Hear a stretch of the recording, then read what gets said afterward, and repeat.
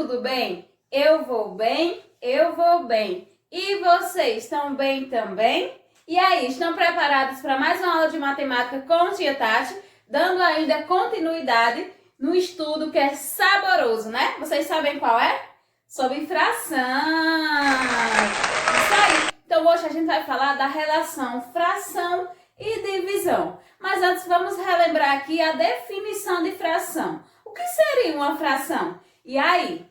É o modo, né, de representar as partes que foi dividida de um objeto. Ou seja, é uma divisão, tá certo? Então eu tenho aqui dois exemplos. Onde eu tenho uma pizza que foi dividida em quantos pedaços? 4, ó. 1, 2, 3, 4. Só que aí eu estava com bastante fome e resolvi comer todos os pedaços que foram divididos. Ou seja, eu comi 4 fatias. Comi tudo, não deixei nada. Vamos representar com fração?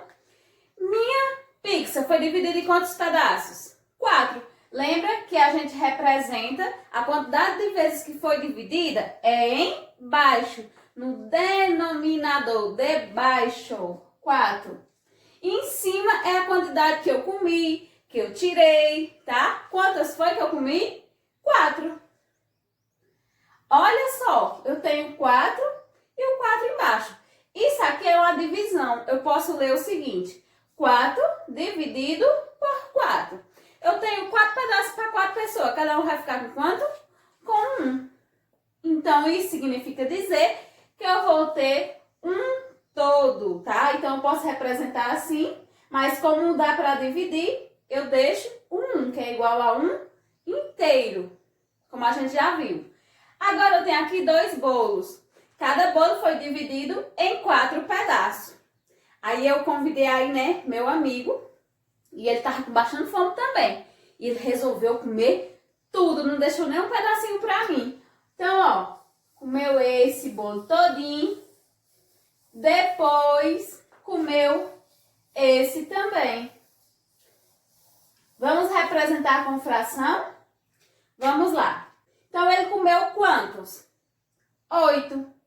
Só que cada bolo foi dividido em quantos pedaços? 4.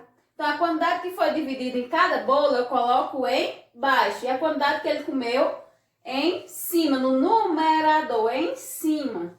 Então, ó, aqui eu fico 8 sobre 4. 8 dá para dividir para 4? E aí? Dá sim, né, tia? Cada um fica com 2. Então, ó, 8 dividido por 4 é igual a 2. Então, eu tenho 2 inteiros. Ele não comeu tudo? Então, ele vai ter 2 bolos inteiros. Eu posso representar dessa forma. Então, eu aqui trabalhei a divisão, ó. Quando dá para dividir, eu posso fazer isso. Eu vou ter inteiros. Vamos falar agora sobre o número misto, que o próprio nome já diz. É o número misturado, onde eu vou ter números inteiros junto e misturado com representação de fração. Agora, usem a imaginação de vocês. A mãe de vocês foi no supermercado e comprou 2 barras de chocolate. Cada barra está dividida em 3 pedaços. Só que você, né, que eu sei que vocês adoram chocolate, vocês resolveram comer uma barra inteira e comeram um dos pedaços dessa outra barra. Só uma. Como que eu represento essa fração? E aí? Olha só, como aqui vocês comeram a barra inteira, então vocês comeram um inteiro, não é verdade? E nessa daqui, como que eu represento em fração a parte que vocês comeram? Olha só, a fração, o número de baixo, que é o denominador, é a quantidade que o todo foi dividido, então 3. E vocês comeram quantas? Uma. Então, vocês comeram um inteiro e 1/3 da outra barra. Então, eu posso representar dessa forma ou também com sinalzinho de mais, ó. Um inteiro mais 1/3 da outra barra. Então, aqui é um número misto, porque eu tenho um número inteiro e um número em forma de fração. E também eu posso representar assim, como a gente viu em fração e divisão. Olha só, vocês comeram quantos pedaços? 4.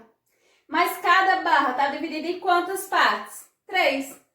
Então, eu vou ter 4 terços, que é a mesma coisa de 1 inteiro e 1 terço, tá certo? Mas quando eu tenho dessa forma, eu digo que é um número misto. E aqui é uma fração, tá? Vamos dar continuidade, né? Agora falando sobre comparação de fração, que nada mais é do que comparar, analisar quem é maior, quem é menor ou se elas são iguais. E para isso, nós temos aqui algumas fichinhas, né? Não poderia faltar. Então, eu tenho aqui, ó, essas duas foram divididas da mesma quantidade de partes, ou seja, 4. 4 e 4. O que muda é a quantidade de parte que está pintada. Vamos representar cada uma delas? Olha só, o número de vezes que foi dividida fica em baixo, então 4. E em cima a quantidade que está pintada, que é 2, tá? Então eu tenho 2 quartos. E essa foi dividida também em 4, só que está pintada 3. Aí fica fácil demais, pessoal. É só analisar. Será quem é maior ou quem é menor? Será que elas são iguais? Olha só, a dica que eu passo para vocês, né, do sinalzinho, é o seguinte. Sempre vai ficar aberto para o lado maior. Ou seja, imagina se tiver comida de um lado e comida do outro. Um lado tem mais comida que o outro. E eu tenho um jacaré no meio. O jacaré vai abrir a boca para que lado? Onde tem mais. Então, sempre vai ficar abertozinho, né, o meu sinal para o lado que é maior. Vamos lá? Eu tenho 2 quartos e 3 quartos. Se os denominadores são iguais, eu só analiso o numerador. Quem é maior, 2 ou 3? 3. Então, eu vou abrir, ó, a boca do jacaré para o maior. 3 quartos. Vamos analisar essas agora. Elas foram divididas em 6 partes. Essa daqui, nós temos 2 partes pintadas. E essa nós temos 3. Então, 3 pintadas e 6 a parte que foi dividida. Então, quem é maior? Só em olhar você já sabe, né? Quando as partes são iguais. Então, ó, como o denominador são iguais, nós analisamos só o numerador. 2 e 3. Quem é maior? O 3. Então, a boca do jacaré fica aberta para essa fração. 3 sextos. Não é fácil? Vamos falar agora sobre fração com denominadores diferentes. Para ficar melhor o entendimento, tia fez a representação aqui com essas fichinhas, tá bom? Desde que, quando você for desenhar, tem que ter as tirinhas do mesmo tamanho, tá? O que vai mudar é a quantidade de vezes que você vai dividir. Então, vamos analisar, ó. Essa daqui foi dividida em 4, fica embaixo, e tem pintada 2. E essa daqui foi dividida em 6 e foi pintada 2. E a gente quer saber quem é maior, 2 quartos ou 2 sextos. Aí vocês observam, ó, denominadores diferentes. Mas para ficar melhor é só você desenhar. Desenhar 2 tirinhas, tem que ter o mesmo tamanho, aí você só reparte da quantidade que você quer. Aí você analisando aqui, ó, quem é maior? Essa ou essa? E aí? Essa, né, tia? Ó, tá bem maior, não fica fácil? Então, você abre para quem é maior a boquinha do jacaré. Então, é 2 quartos. Fica fácil, só você desenhar. Vamos ver essa, ó. Essa daqui foi dividida em 2 e foi pintada uma parte. E essa foi dividida em 6 e foi pintada 3. Aí eu fiz as 2 fichinhas do mesmo tamanho, o que mudou foi a quantidade de vezes que eu dividi. Mas se for analisar, observem bem, quem é maior? E aí, olha, a parte pintada tem o mesmo tamanho, então elas são iguais. Aí coloca o sinalzinho de igual, tá vendo como ficou fácil? E essa daqui, ó, foi dividida em 1, 2, 3, 4, 5, 6, 7, 8, 9, 10. E tem pintada 7. E essa daqui foi dividida só em 6 e pintamos 3. Quem é maior? Com representação do desenho.